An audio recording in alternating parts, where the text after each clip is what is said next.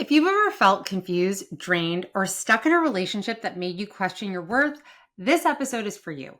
I'm joined by Chelsey Brooke Cole, licensed psychotherapist and expert in narcissistic abuse and relational trauma. We talk about how to spot different types of narcissists, the cycle of emotional manipulation, and why it's so hard to let go. Chelsey shares powerful insights on trauma bonds, self-worth, and the small intentional steps that lead to healing. This conversation is here to remind you that you are not crazy and you are not alone. Let's dive in. Hi, Chelsey, and welcome to You Will Be Okay. I am so excited to have you on. You have no idea. Hey, Sabrina. I'm very glad to be here. Thank you for having me. This is definitely one of my favorite topics and something that I'm very passionate about, narcissists, especially because of my personal experiences. So I would love to hear, how did you decide to specialize in narcissism and relational trauma? Where did that come from? What was your journey there?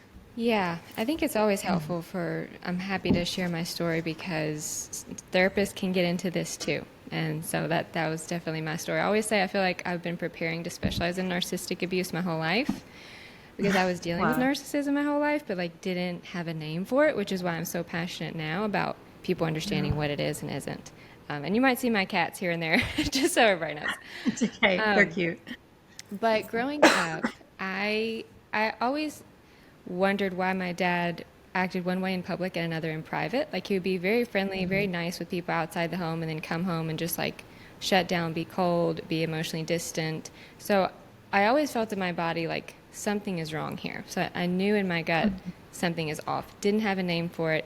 You know, his mood, his emotions really ruled the house. Like it was like an immediate shift when he came in the room. And I grew up reading self-help books. I think partly just being an INFJ and like being one of those people who likes to understand why, people do what they do. And my mom talked about that a lot. She's a very empathetic person who kind of helped me create that mindset of like, be curious about people and why people do what they do and try to understand people. But could never quite make sense of that.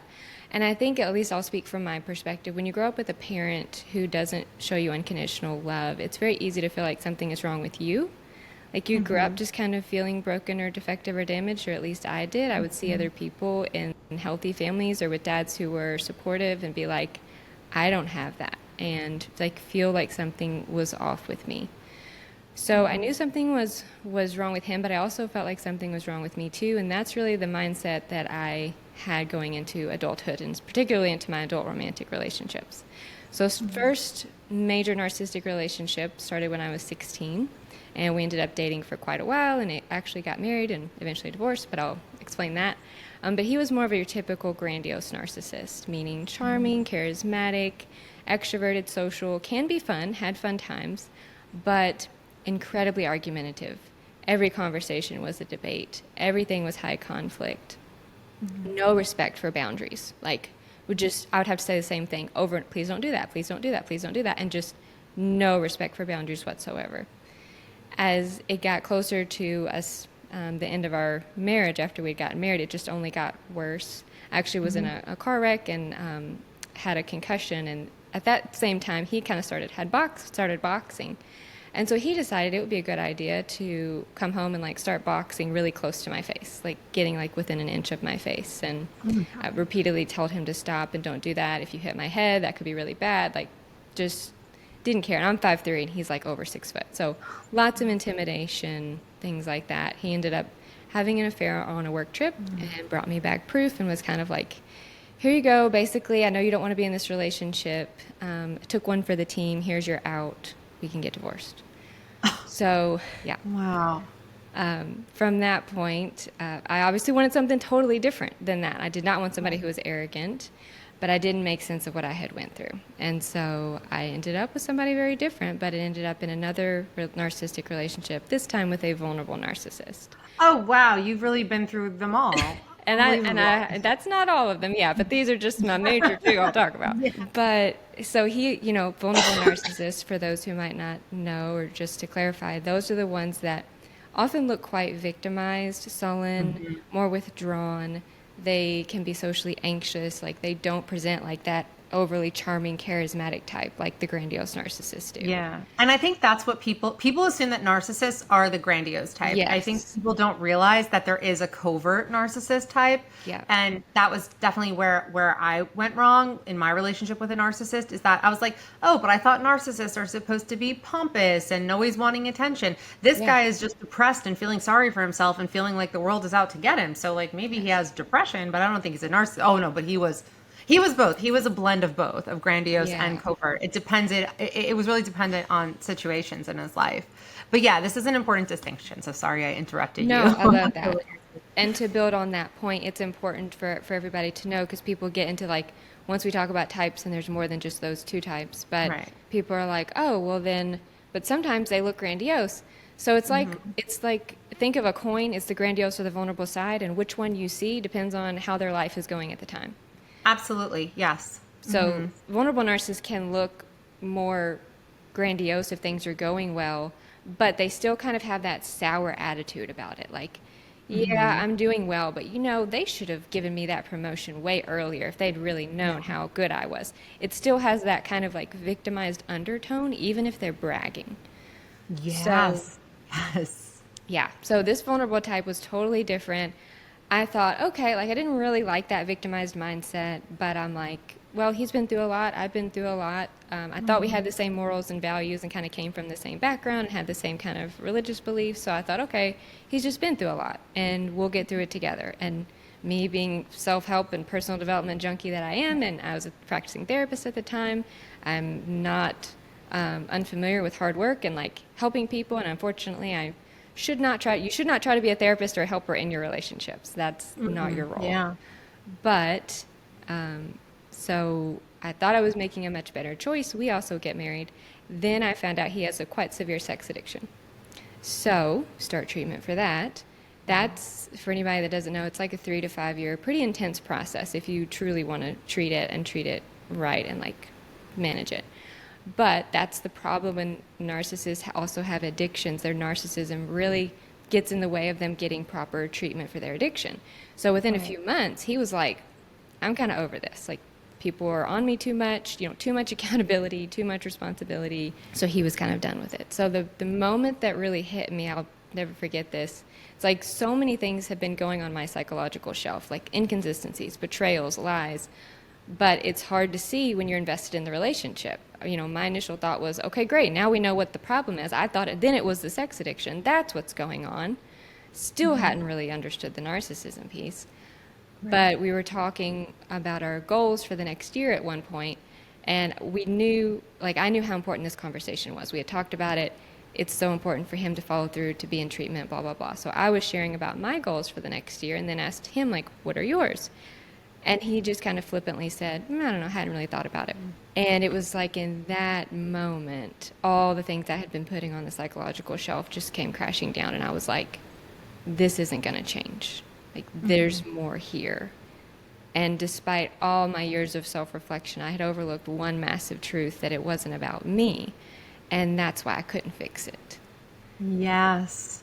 Yeah. So that was a real turning point for me. And so ever since then, I'm like, I've got to figure out what's going on. I also simultaneously had clients going through very narcissistic relationships at the time.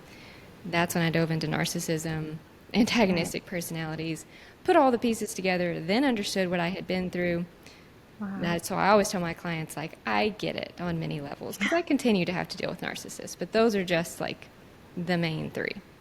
And that's something so important that I think people need to realize, because a lot of the time after we've been in a relationship with a narcissist, we're like, how did I not see this? How did I let this happen? Yeah. And what people need to realize is you didn't let this happen. You were manipulated, because they're master manipulators. Even you, with all your training as a therapist, you didn't see it.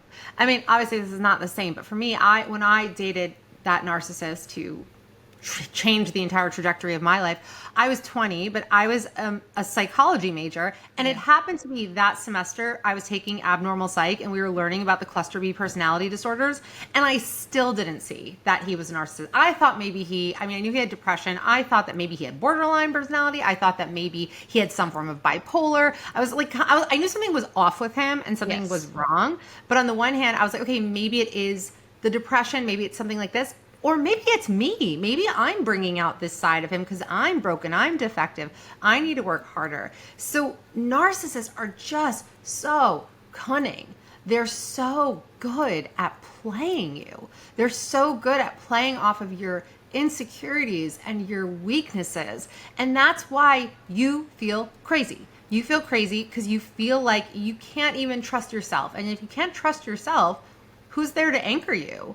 And you kind of just latch on to the narcissist because he always seems to know what he's talking about. Like he's so sure of everything that he's saying, and you're doubting everything that you're thinking. And it causes so much internal chaos and turmoil and confusion. So anybody who's listening and feeling foolish or feeling like you were an idiot for letting this happen, you're not. This can happen to any of us. So can you share some of the most common traits of a narcissist in a romantic relationship? Like, how do they differ from someone who's just a selfish jerk? Because a lot of the time you'll see, like on TikTok, someone will say, oh, this guy ghosted me, he's a narcissist. Or anytime a guy behaves badly, people are like, he's a narcissist. No, sometimes people are just jerks. Like that exists also. So how do you tell the difference? Yeah. Well, first of all, a jerk is a jerk all the time. And they're usually a jerk to everybody. And everybody kind of knows they're a jerk. And honestly, I'd rather deal with those people. I'd much rather deal with somebody who's like, yeah, I'm kind of selfish and a jerk sometimes. Great. But a narcissist will never admit that, which is why you can't ever get anywhere with them. Yeah, so, you can never get anywhere with them. Yes, that is so spot on. You cannot. No, you can't. So in these relationships, nothing you ever do is enough. I think that what we're talking about really highlights that. Like, you give and give and give. I know in my relationship, sounds like in your relationship, like there is no point at which you get to in your head. And they're so good at that too. Like once I get this job, once the stress gets down, once the holidays are over, it's all this future faking. It's like, I'm going to be better when. And that is a really dangerous part of the narcissistic cycle because it makes you think in that moment, okay, they kind of know things aren't good. Like they must know there's a problem because they are saying things are going to get better when. So maybe once the environment changes, they get a different job, they get through this, I learn better communication strategies, we go to couples therapy, whatever it is, things are going to get better. But what you need to be looking for is like the core of narcissism. First of all, the research says the core of narcissism is entitlement. And that is that sense of when you kind of walk away going, who do they think they are? Like who thinks that? Like who says that? You just kind of get that icky feeling like that's just not a nice thing, or that's not how people should be. You're probably dealing with their entitlement. So entitlement means they believe the rules don't apply to them. So anything they require of you or ask of you, like, hey, you should call me before if you're going to be late after work if you're not coming home. But then they could stay out for hours and you say, hey, why didn't you call me? And they're like, what, are you my keeper or something? Like, how am I going to be in a relationship with somebody who won't trust me?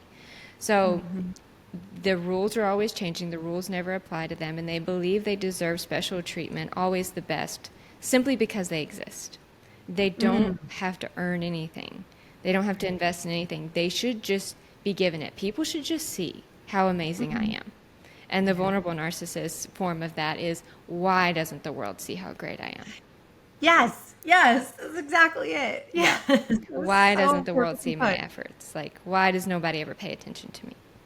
Right. The interesting paradox with narcissists is that people think, oh, they love themselves. They think that they're so special, but really they hate themselves. So can you and that's what's confusing. That's what's very confusing to people about them.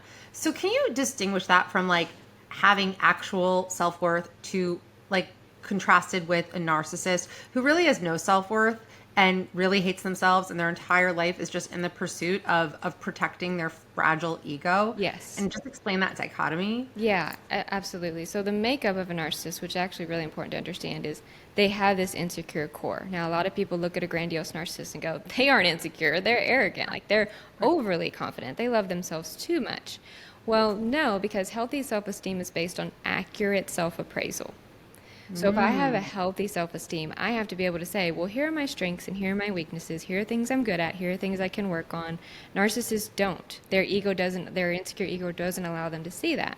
So they're either going to overinflate their strengths, like a grandiose narcissist, always they're the best, they're the most successful, or they're going to overinflate their perceived weaknesses, which vulnerable narcissists do, to their advantage. Like, I can't do anything. Why are you on me like this? And they always need help, and they won't even acknowledge that they can do what they can do.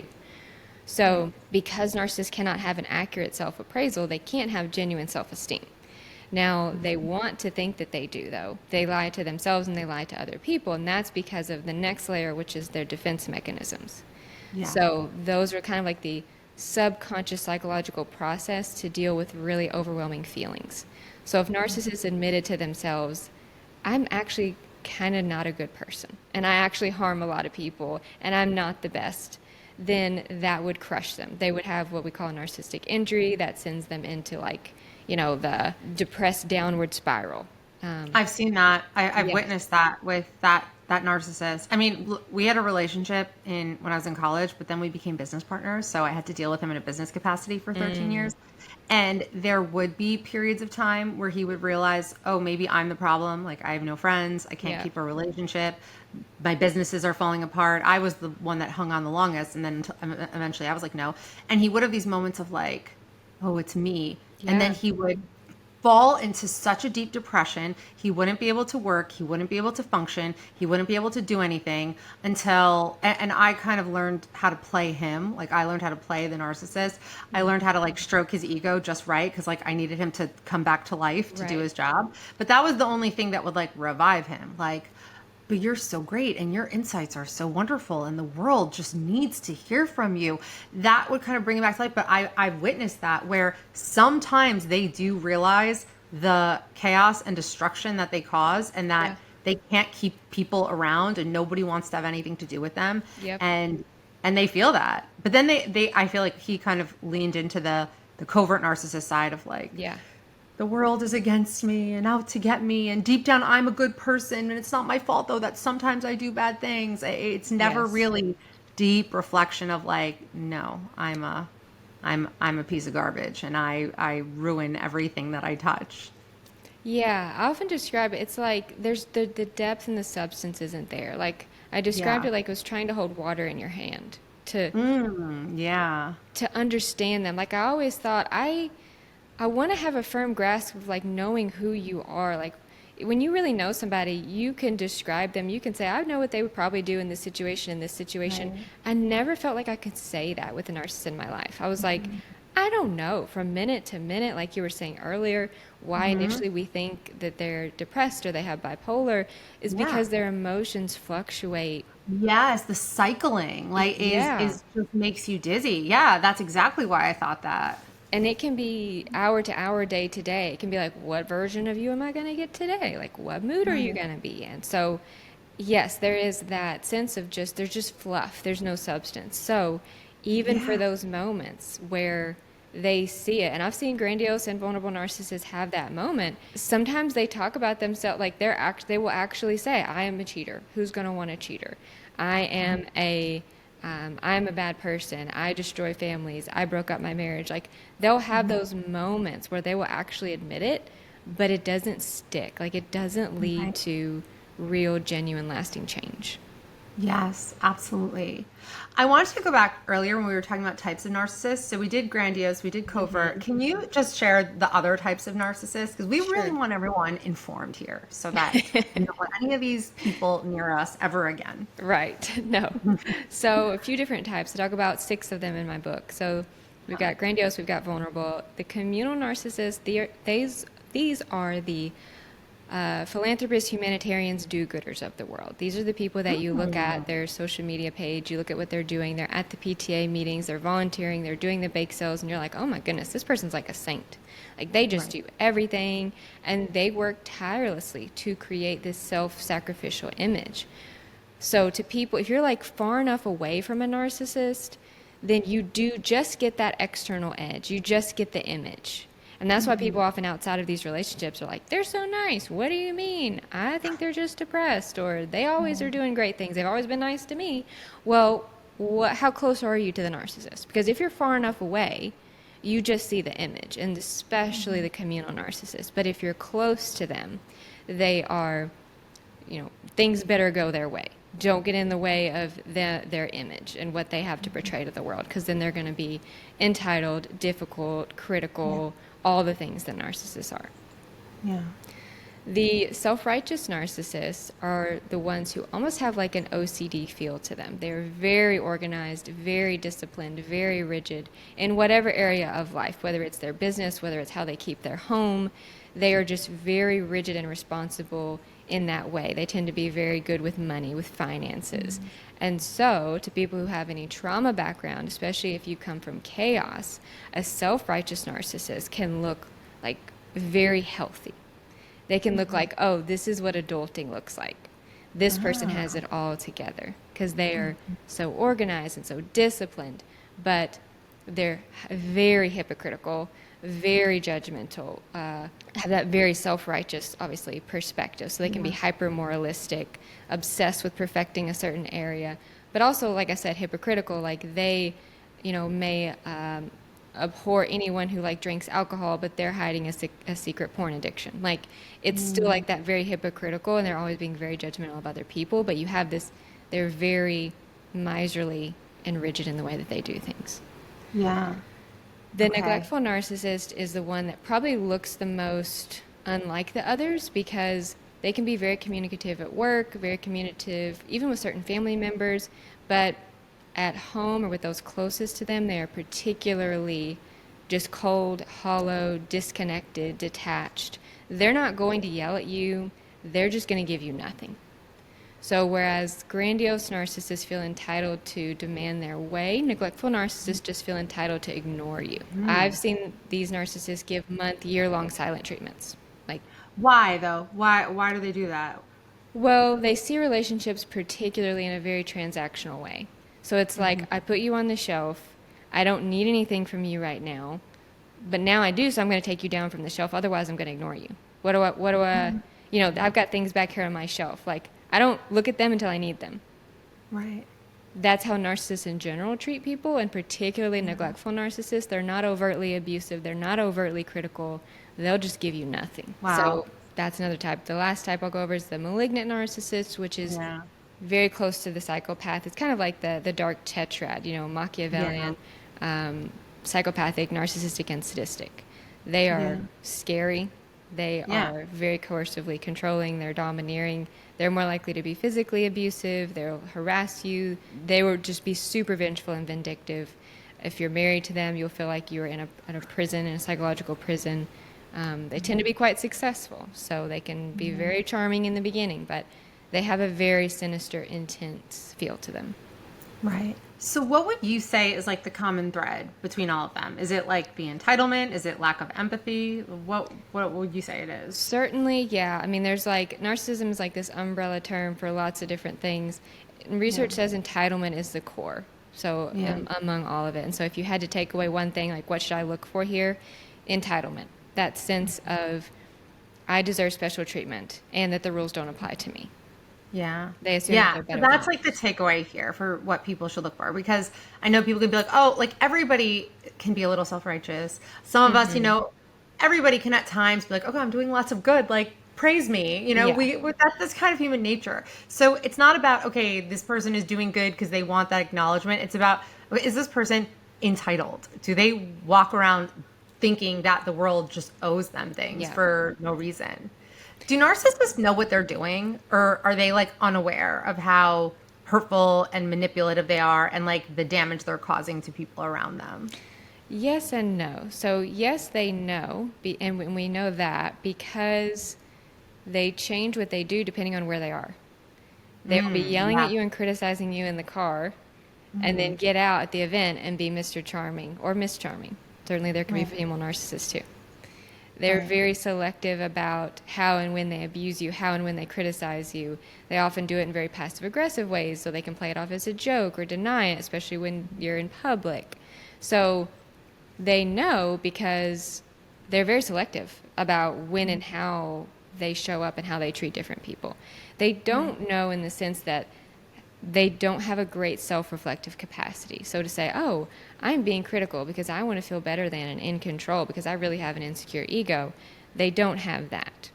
They don't have that ability or willingness to be able to engage in that honest self-reflection, which is why they can't really make, consistent, sustainable progress in healing. Right. I mean, that's why they say like you can't help a narcissist, or they just kind of, because they don't admit that they are narcissists or that they need help. So are they just kind of stuck this way? Like there's nothing you can do?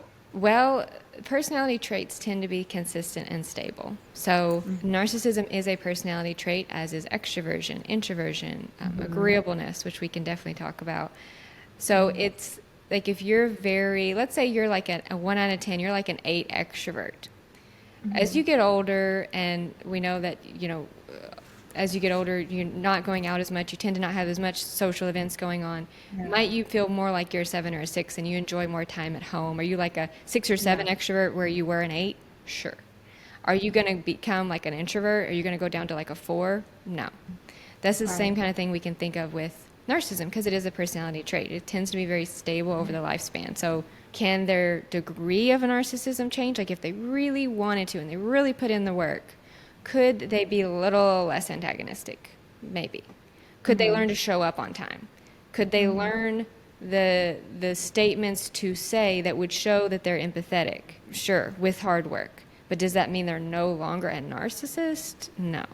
No. So there's no getting out of it. If you're a narcissist, like that's what you are, but you can learn to manage it and act like a normal human being. Because you get to choose how you respond, but they're still going to have that tendency to be antagonistic and disagreeable. It's still going to be there.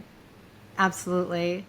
Can you walk us through the cycle that narcissists put you through in romantic relationships, from the love bombing to the devaluation and the effect that can have on someone and their sense of worth? Yes. So the phase is idealize, devalue, discard, hoover. Not all narcissists engage in hoover, but most do. So this idealized love bomb phase, when we think about it in terms of a romantic relationship, this is when you're first getting to know them. This is when you're going on dates and they seem very charming, they seem very interested. Something that grandiose narcissists particularly do is they're quite good at getting to know you. Kind of, I've just heard it described like they're data mining. What do you like? And what's your favorite thing? And what did you do? And why did you do? Like they see your soul. Yeah. Yeah. Like it feels like you like nobody else ever has. And that is so seductive. Yes. Yes. Especially if you have not had people do that. If you've had neglectful relationships or families or partners.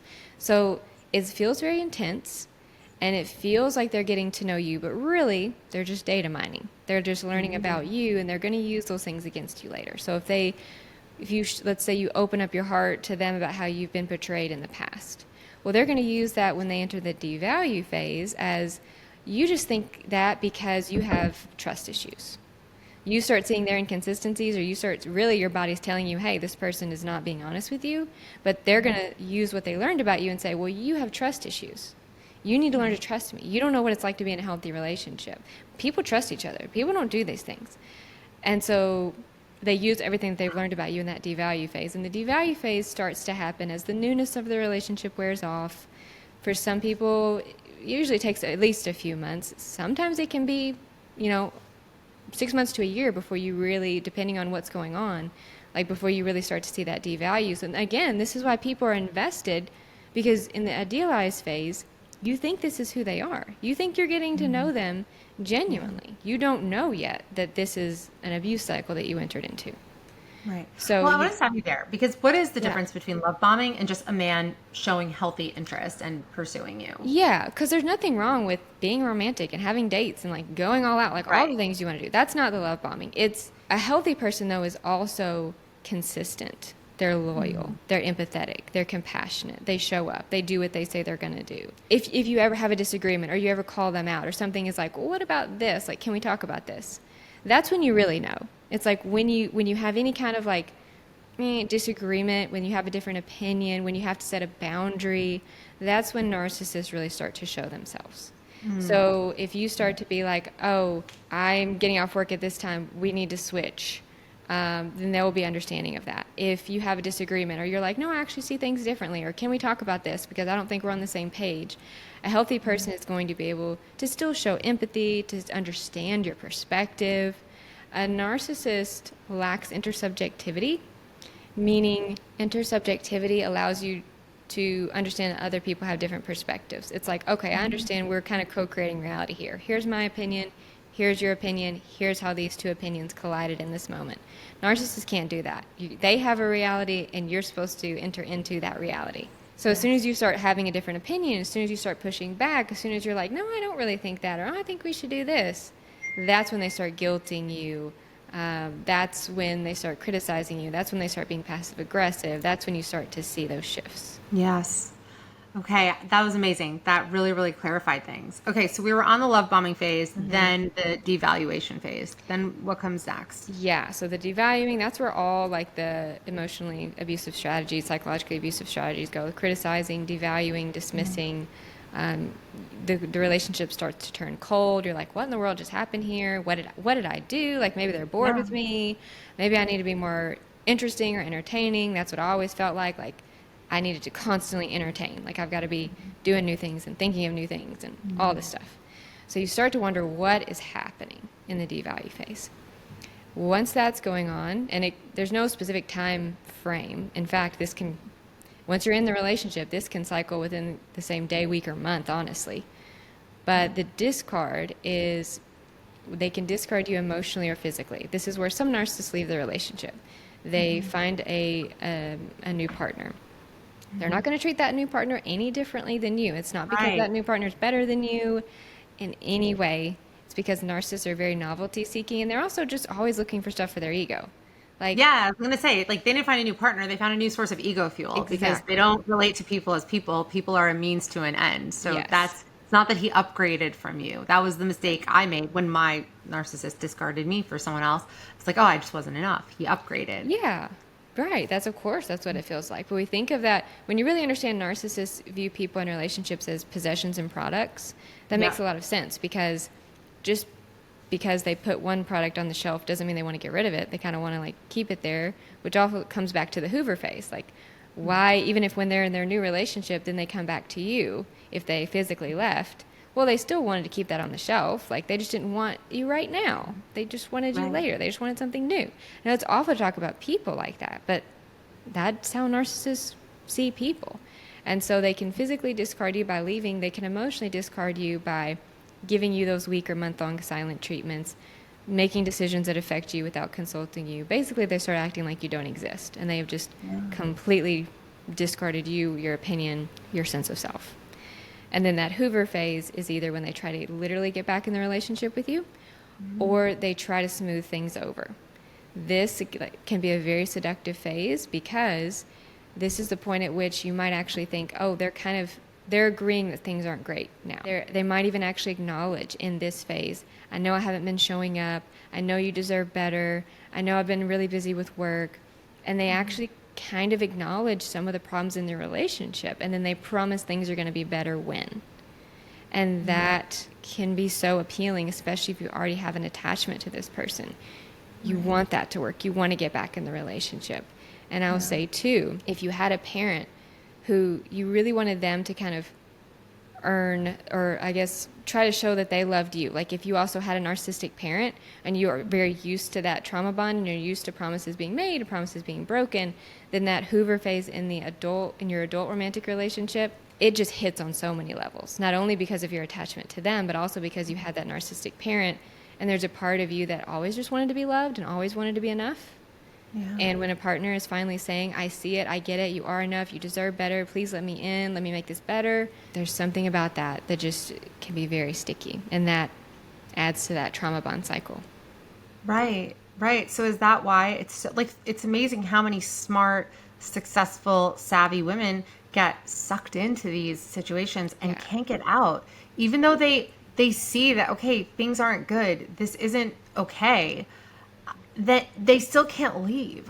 Do you think, is it that trauma bond cycle of being addicted to the chaos of the dopamine and the cortisol and the stress of when they treat you terribly, but then the high of when they come back and they're so good to you? Is that what's at play? So trauma bonds are often called addictions or feel like addictions, but they're not, and that's because trauma bonds are really about safety seeking. Trauma bond forms when you become attached to someone who also hurts you. So it's not that you want the pain, you want the relationship. You want the connection and the person and the attachment. But because love and pain kind of become synonymous, they become fused, you feel like you have to deal with the pain to be able to get the love. And there's so many things at play in a trauma bond. It's the hot and cold cycle. It's almost like you know that the cold days are just a gateway to being loved. Like, we just got to get through this period because I know things are going to get better, because they kind of always do. Like, there's going to be rainy days and sunny days, and you just got to get through the rainy days to get to the sunny days. So you almost feel like you're investing in something. And there's this idea, this concept in psychology called the sunk cost fallacy, meaning the more you've invested in something, the more you're likely to keep investing in it, even if it's bad. And we tend to do that in relationships. We're like, but I've invested so much. I put so much effort in. There's so much time. You feel like you've lost time you could have been investing somewhere else. And if you aren't with them, you're going to lose all of that. So I just need to keep trying. You're getting that from other people, like other people probably encouraging you oftentimes to stay or make it work. Or we hear these things like relationships are hard work. Love takes effort. No one is perfect. All these things that also keep us there. The hot and cold cycle, and also the intermittent reinforcement is this sticky part. And this is what makes it feel like an addiction, because intermittent reinforcement is why things like gambling and video games are so addictive, because it means you don't know when a reward is going to come. You just know it's going to come sometime. And those are the stickiest things. So like gambling, if everybody knew I can go and spend money and I'm going to hit the big time, there would be no gambling addiction. The addiction piece is when you randomly get a win and then you don't get one for a long time. But your brain starts to like seek that dopamine. Right. And we know that more dopamine is released for an unexpected reward than an expected one. So there is this, like, in your body, you do get used to that high and low, and you do get used to the chaos. But logically, you don't want that. You want all of that to stop. But it also, at the same time, pulls you to that relationship. So there's so many layers like going on. Your attachment to them because you want that. And then your body is kind of out of whack because they have been exploiting your dopamine. Right. Yeah. I mean, it completely messes with your nervous system and you're completely dysregulated. So how do you detach from this? How do you get out of it? Well, knowing what you're going through is definitely the first. And that's why when clients come to me, they kind of bring all of this mess and they're like, I'm sorry, I don't even know where to start. And I'm like, that's totally fine. This is what we do. And I say therapy, healing, it's kind of like putting a puzzle together. We're going to do it one step at a time.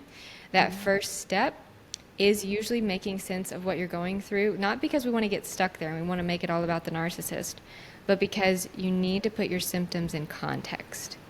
If you don't know why you're feeling the way you do, if you don't know why you feel crazy, why you feel addicted, why you feel so anxious or depressed or hypervigilant, then you're likely to blame yourself.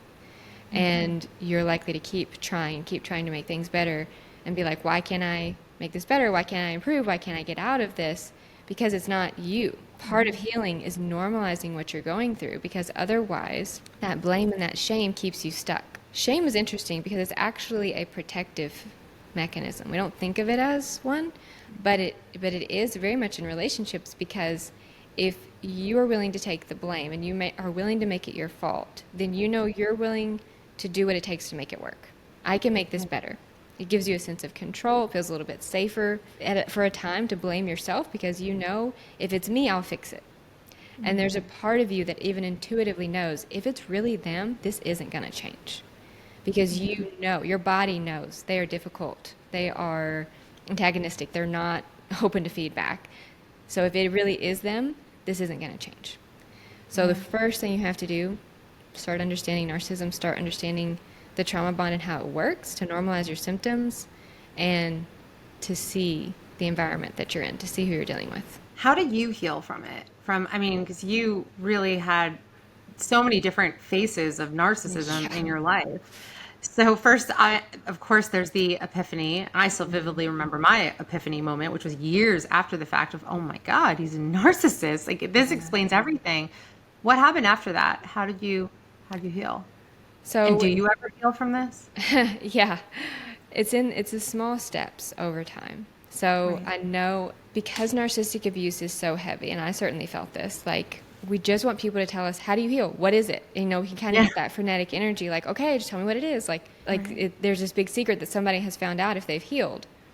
And I get that, and I have felt that too, and I felt frustrated myself in therapy, like, okay, what do I do with this? But healing is in the small steps. Healing is in intentionally making sense of this layer by layer. And so for me, it was very much that process. Once I realized, okay, this isn't me, and I had to be curious, I took the step that I take my clients through. Like, we have to understand what this is. What is narcissism? What is narcissistic abuse? This is gaslighting. This is DARVO. This is betrayal blindness, betrayal trauma. This is what What's these DARVO? things. DARVO is a type of gaslighting. It stands for deny, attack, reverse victim and offender role.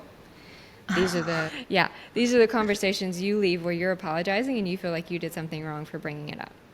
Yes. Yeah. Because those narcissists, they will whip up any sort of word salad to completely deflect. And you start talking about one thing and then they're on something totally different. And somehow they create this path that leads back to you being the problem. Yep. So, yes. It's interesting because I just finished writing a book, Detached, which is coming out this fall. I'll send you an advanced copy. Yes. And the book touches on a lot of pain points in my life. I mean, obviously it's not written about me, but like just so many different aspects of relationships and detachments and self-worth. And I wrote the book in a very detached place, a place of calm and confidence. And like, I've learned these lessons. I've lived through this. When I got to that section on detaching from a narcissist, there was venom in my veins. Like I was writing and I felt fire throughout my whole body. And I'm like, it's unbelievable that this is still causing such a visceral reaction in me. I mean, I've processed, I've healed, I've done the therapy. I can look back at all of it. I mean, obviously still with some anger because it did take over so much of my life. It was like 15 years of my life. And there was so many consequences on so many levels, like financially, emotionally, personally, professionally. But it still flared up in me. Yeah. And even anytime I had to read that section back through the editing phase, it came like so much emotion. Like emotion just came up. Yes. Do you ever have that experience? And what is that? Like, why does it still live in you, even after the fact? Oh, 100%. Yeah. Like, I'm it's like PTSD. It's there, it is. Yeah. And so people sometimes struggle to hear that in the beginning because they just want to know, am I going to feel better? And I say, yes. If you are willing to do the healing work, yes, you will feel better. Understanding it, taking those small steps, things like therapy or coaching and journaling and meditating and exercising. I know those are all the things we hear, but those are important things because they do lessen the trigger. But what eventually you come to realize is that the goal isn't to get rid of the trigger. It's to change your reaction to the trigger. Yes. It's to change how you respond to it. Like I literally just had this realization, I don't know, a week or so ago with my own therapy session. Like, because of course I still have those triggers. And like I said, I still have to deal with narcissists in different capacities. So I am very aware of like getting triggered and getting stuck and being perfectionistic and all the effects of having been in a narcissistic relationship and growing up in that. So it's recognizing though that you aren't your triggers and it's learning to respond to them in a different way. It's okay, I see that, I acknowledge that, that makes sense. Why? It's like you would do to a good friend. Like if a good friend had been in that situation and they called, you wouldn't say, why are you doing that? Why are you still even thinking about that? Why are you letting that bother you? Like how much worse would you feel after that conversation? Yeah, horrible. Versus if they just say, of course you're feeling that way. That was awful. Yeah, that makes sense. Then it's like your body settles and your body softens and you're like, yeah, of course that makes sense. And we can do that for ourselves. Unfortunately, we often do the opposite. We often have that inner critic that goes, you should be over this. And why are you still thinking about this? And why are you still giving them so much power? You're not. If you change the way that you respond to the trigger, so normalizing it, validating it, the trigger makes sense because you went through something. It was painful. The body, the mind pays more attention to things that have to do with fear or anxiety because the brain's job is to keep you safe, as is the body's job to keep you safe. And so, of course, those memories that are associated with fear and harm are going to be more easily recalled. They're going to be more vivid, and they're going to create that psychological reaction. But what we need to do in the present moment is go, I see it, I acknowledge it, that makes sense. Now, how can I care for myself in this moment? Exactly. What can Yeah. I do for myself right now? Like, and I encourage people to have that list. Okay, if I'm anxious, I can go outside. I'm going to ground. I'm going to listen to this meditation. I'm going to go for a 5 minute walk. I'm going to pet my cat or my animal. I'm going to journal and just, get out all my feelings. So that in and of itself is the healing process. If I can get Yes. people to a point where, yeah, you're still having triggers, but they've lessened and you're learning to respond to your triggers in a healthy way, that's amazing. Yeah. Yeah. And I mean, I know I look back on that experience and yeah, it was hell, but first of all, it's the best section of the entire book. Like, even though I had venom in Yep. my veins, like it comes across. Yes. And I look back on that and it just shaped so much about me on such a profound level. I feel like that's why anybody who's been through narcissistic abuse, there's like such a communal element of it because it's such a unique experience. It's not the same as like, okay, I was in a bad, this relationship didn't work out. I was in a bad Yeah. relationship. Okay, there's like a bad relationships, and then there is toxic, codependent, narcissistic relationships with a narcissist that unravel you on so many levels.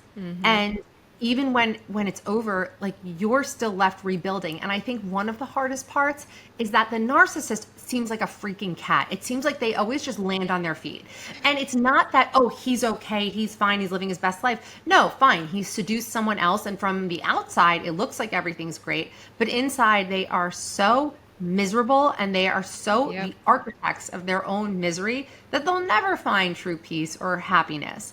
But it's hard when you're like, when you see him and it's like, oh, he's fine, I'm a mess, but he's fine, maybe I really was the problem. And that's why there's so many layers to it and it's so difficult to untangle. And that's why it is so important to inform yourself and to work with a therapist who specializes in this, like Yeah. Chelsey. Like, it is so important. It is impossible to untangle all of this on your own. It really is. It's too complex and there's too many layers to it. So you mentioned that you still have narcissists in your life that you have to deal with. What's your advice for anybody who does have a narcissist that they can't completely cut out? Maybe it's an ex and they share kids. Maybe it's a parent. Maybe it's a sibling. Maybe it's a boss. Maybe it's a coworker. How do you deal with? Because like you just want to bring their, like, especially when you see them for what they are. But like you can't do that. They're just going to make your life impossible if you come at them like that. So Yep. so how do you cope? How do you deal with it? Yep. It is a lot of being very intentional about what you let in your world. And I know some Yes. people still live with a narcissist. Some people are co-parenting. Some people are divorcing them. Some people are at work. But whatever space you have, even if you still live with them, we have more control than we think we do. And narcissistic abuse, unfortunately, erodes what we think we can control because they make you think you don't control anything and they control everything. But that's why I so encourage my clients to notice the things that you can do. I literally, from like starting with what time do you get up, what brand of toothpaste do you use, what do you eat for breakfast, what route do you take to work, like do you take a route that's scenic or do you take a route that's like drives you crazy because of the traffic but it's faster, like think about those choices. I mean, the what seem like small choices you have, because I mean, literally, this is what I do, especially when I'm getting triggered. Then I come back into my world. Like, I make my world very small. I'm like, okay, what am I doing? What am I enjoying? What can I control? What things do I like? I have what it's called your triggers and glimmers. So in polyvagal theory, they're called glimmers, which are those things that help you feel safe and settled and calm. And so create your glimmers list. For me, that's listening to music, exercising is huge, going outside, getting some sunlight, listening to music. It's really owning all the choices that you have. And also knowing no one does get to tell you what you think or how to feel, what you believe, what your opinion is. And no matter how much they talk, they cannot change the truth. I come back to that kind of existential sense of I get to decide what I think and what is true for me and who I am, because that's what narcissists want to take from you most. They want to get inside your head and make you believe you're someone that you're not. So if you focus on those choices you have and in your mind, like they can't touch that as much as they want to, they don't get to determine what I focus on. They don't get to determine the thoughts that I think. And when you focus on those things, then it makes even the times you have to deal with a narcissist or the fact that they're still in your home, it makes it more manageable and bearable as you start your bubble of what you can control continues to grow. But that's where the post-traumatic growth can happen. That's where you can take what you've been through and you know what? You get to decide what you're going to make that mean. Right. I like that. And I'll just share from my personal experience because, like I said, I was stuck with a narcissist running a company for many years, long after I realized what he was. And there was a long period of time where I would get so reactive with him, and I would talk about like how he was making me feel, and you're not like appreciating me, you're not respecting my time. They don't care about any of that. You're not going to penetrate. They don't care one iota. So I realized I came up with a few techniques that just helped me cope in that environment. The first is never to talk about my feelings. They don't care. They're just going to make you feel like you're a crazy person or you're emotionally unhinged for like having emotions because they just can't relate like a human being.